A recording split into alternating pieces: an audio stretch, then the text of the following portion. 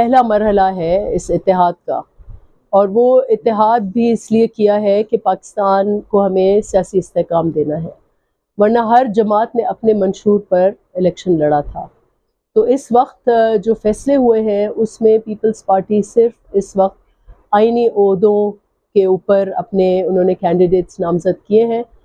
جس میں صدر ہے، جس میں قومی اسمبلی کا ڈپٹی اسپیکر ہے، اور جس میں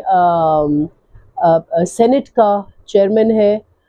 کچھ گورنرز ہیں صوبوں کے، اور آف کورس جہاں ہماری میجورٹی ہے وہاں ہمارا وزیر اعلیٰ ہے۔ تو ابھی یہ حکومت سازی کے اوپر ڈائلاگ چل رہے ہیں، آہستہ آہستہ آنے والے دنوں میں سب واضح ہو جائے گا۔ پہلے تو حکومت سازی ہوگی، آئینی پوزیشنز پر، عہدوں پر ہمارے کینڈیڈیٹس بیٹھیں گے، اور اس کے بعد جو پیپلز پارٹی ہے وہ ایگزیکٹو پوزیشنز یا حکومت کی پوزیشنز اس وقت نہیں لے رہی، سوائے سندھ کے۔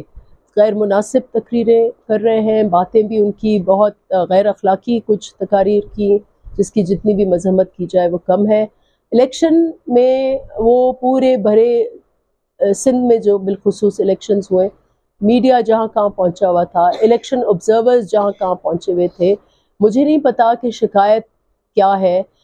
جو پنجاب ہے وہاں کچھ جماعتیں فارم 45 کی بات کر رہے ہیں، اور وہ نتیجہ، وہ فارم 45 وہ ہے جو ہر ایجنٹ کے پاس، ہر سیاسی جماعت کے پاس اس کی کاپی موجود ہوتی ہے۔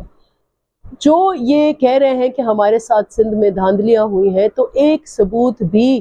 نہیں لے کر آئے جو انہوں نے دکھایا ہو کہ کہاں ان کے ساتھ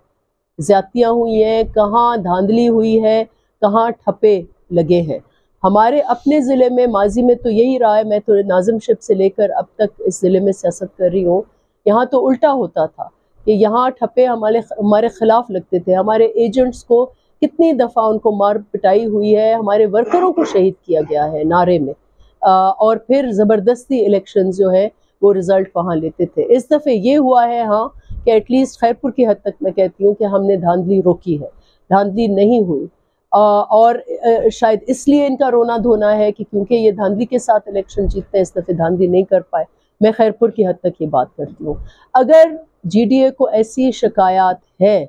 تو شکایات کا فورم جو ہے وہ قانونی فورم الیکشن ٹریبیونلز بن گئے ہیں، وہاں ہائی کورٹ کے ججز بیٹھے ہوئے ہیں، اور پھر اگر عوام کی عدالت میں آپ کو جانا ہی ہے تو آپ دکھائیں، پہلے تو آپ پریس کانفرنس میں دکھائیں کہ کہاں آپ کے ریزلٹس جو ہیں وہ اوپر نیچے ہیں، کہاں ان ریزلٹس میں ہم آہنگی نہیں ہے۔